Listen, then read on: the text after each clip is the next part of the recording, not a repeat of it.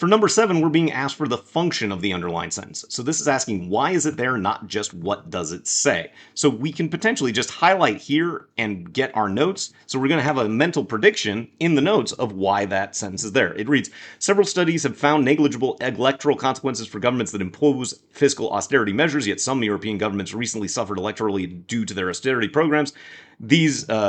These researchers attribute this incongruity to government's tendency, not followed in the recent European cases, to implement austerity programs strategically to avoid electoral costs, which has obscured the inherent political risks of austerity measures in the election data scholars have examined. So it's basically to introduce a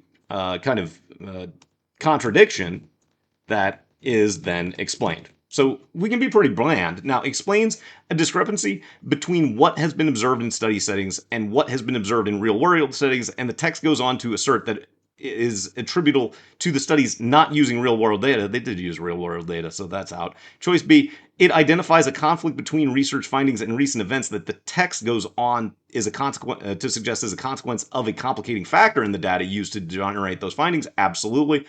Presents a long-standing divergence. I don't know what's long-standing. And then it describes a recent exception to a general pattern in research findings that the text goes on to explain as a result of researchers underestimating significance of inconsistencies. Absolutely, there's not inconsistencies. It's just about when they got their data.